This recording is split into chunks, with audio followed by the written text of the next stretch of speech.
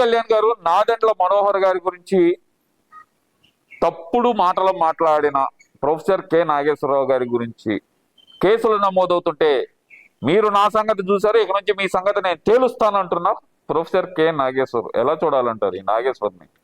ఏం తెలియదు నా బొచ్చు రమ్మను, ఆంధ్ర రమ్మను. హైదరాబాద్ కూర్చొని పిచ్చిన డాష్ లాగా మాట్లాడతాం కాదు. అలా ఆంధ్రతో నీకేమన్నావా? నువ్వు ఒకడుగా తెలకవలు రేవగడు కొన్నారు మేధావులు.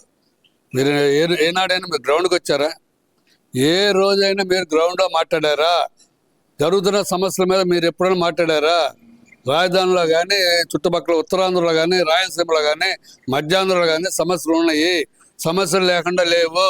ఆ సమస్య గురించి నువ్వు ప్రస్తావించావా? అయ్యేం ప్రస్తావించకుండా వాడేవాడో కుక్క బిస్కెట్ ఇసిరేసినట్లు బిస్కెట్లు ఇసిరేస్తే నువ్వు వచ్చి పిచ్చి పిచ్చిగా మాట్లాడుతావేంటి? కె నాగేశ్వరరావు గారు మీరంటే ఒక గౌరవం ఉండేది. మీ మీ సెమినార్లు కానీ, మీ డిబేట్స్ కానీ అన్నీ చాలా చూస్తాను నేను. కానీ ఇంతగా మీ క్యారెక్టర్ని, మీ క్రెడిబిలిటీని దిగదార్చుకొని ఒక ఎంగిల్ బిస్కెట్ కోసం ఆశపడి మీ స్థాయి దిగదార్చుకొని మాట్లాడుతున్నది నిజంగా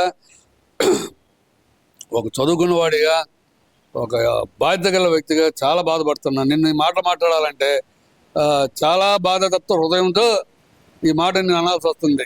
ఇప్పటికైనా కొద్దిగా ఆలోచించుకో. నీకంటూ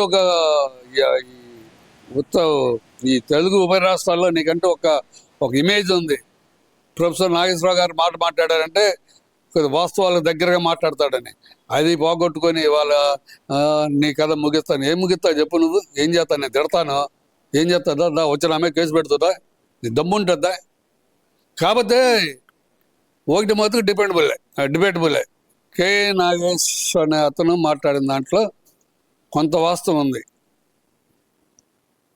ఏం వాస్తవం ఉందంటే, అమిత్ షా జగన్తో మీకు అనవసరం అన్నారు కదా. ఎందుకు అనాల్సి వస్తుంది? అది బీజేపీ జగన్ కాపాడవలసిన అవసరం ఏంటి? 13 సంవత్సరాల నుంచి ఇతను ఒక ఆర్థిక నేరస్తుడు, ఆర్థిక ఉగ్రవాది అని ఆరోపణతో అతను 16 నెలలు జైలు వేశారు. బయటకు వచ్చాడు. 13 సంవత్సరాల నుంచి కోర్టుకి వెళ్ళట్లేదు, కేసులు లేవు, ఏమి లేవు. ఆ క్రమంలో కాపాడుతుంది ఎవరు కాపాడుతున్నారు? ఢిల్లీ మాజీ ముఖ్యమంత్రి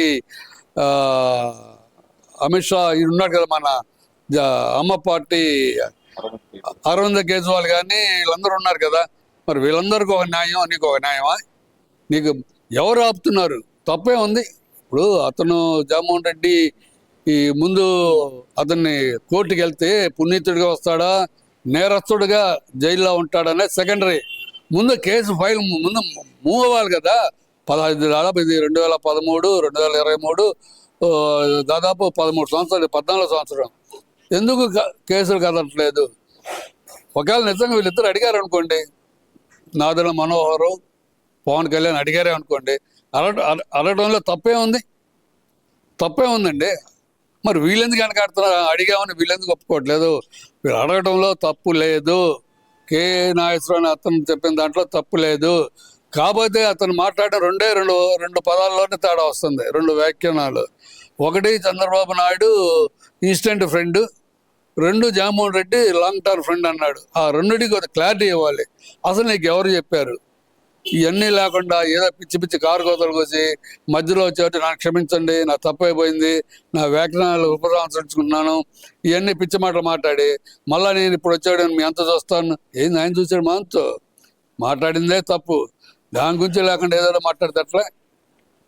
ఇవన్నీ ఒకెత్తి అయితే కనుక మళ్ళీ జగన్మోహన్ రెడ్డి గారు మీడియా ముందరకు వచ్చేసి ఆయన అంటుంది ఏంటంటే కనుక మావిగన్ బెస్ట్, అమరావతి వేస్ట్. ఏందంటారు ఇది? ఈ అయ్యగారు అక్కడే ఆగిపోయాడు. నా మందులు బంద్ చేయట్లా, నిజంగా బంద్ చేయట్లా. మావిగన్ బెస్ట్ అదే నీ నినాదం, నీ విధానం అదేనా? జగన్మోహన్ రెడ్డి గారు మీ నినాదం, మీ విధానం అదేనా? రండి రేపు లోకల్ బాడీ ఎలక్షన్కి రండి. దమ్ము ఉంటే, దమ్ము ధైర్యం కలేజా ఉంటే రా, లోకల్ బాడీ ఎలక్షన్కి రా. మా విధానం, మా నినాదం, మా విధానం రాజధాని అమరావతి కాదు, మావిగన్ను. మామిడి కాయలు అంటే ఏంది, మచిలీపట్నం, విజయవాడ, గుంటూరు మా నినాదం కూడా ఇదేనా, మమ్మల్ని గెలిపించండి, మేము దీన్ని అభివృద్ధి చేస్తామని చెప్పుకుంటూ రండి మీ దమ్ముంటే.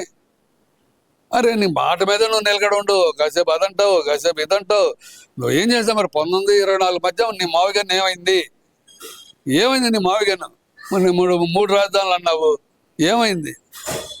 రాయలసీమ హైకోర్టు అన్నావు, ఏమైంది? వైజాగ్ ఆర్థిక ఫైనాన్స్ క్యాపిటల్ అన్నావు, ఏమైంది? అవి ఏమి లేకుండా ఊర కూర్చొని కళ్ళ ప్రేతాత్మ ఉంటుంది నీకు, కళ్ళ ప్రేతాత్మ వచ్చింది.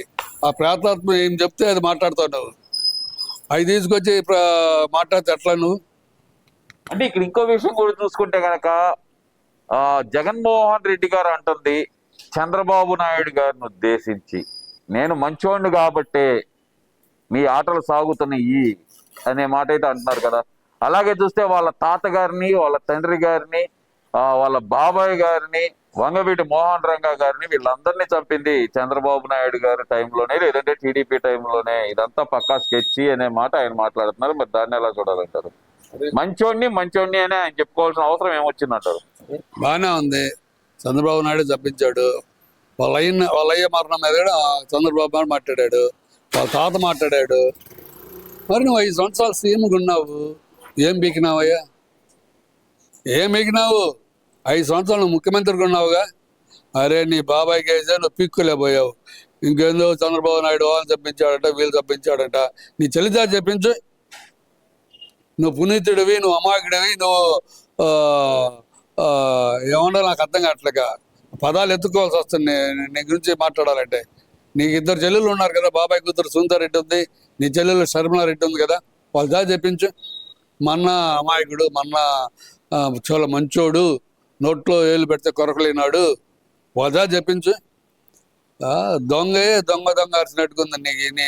నువ్వేంటి, నీ అయ్యేంది, నీ తాత ఏంది, నీ ముత్తాత ఏంది, మీ చరిత్ర అక్కడ కథలుగా చెప్తున్నారు.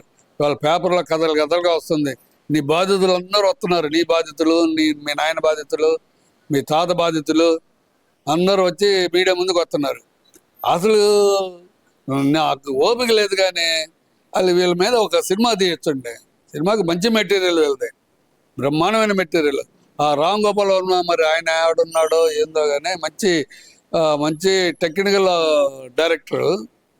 దీని మీద మంచి సినిమా తీయట్టుంది. లేకపోతే పూరి జగన్నాథ్ కానీ రక్త చరిత్ర పేరు పెట్టక్కర్లా, ఆ లైన్ తీసుకుంటే చాలు, బ్రహ్మాండమైన లైన్.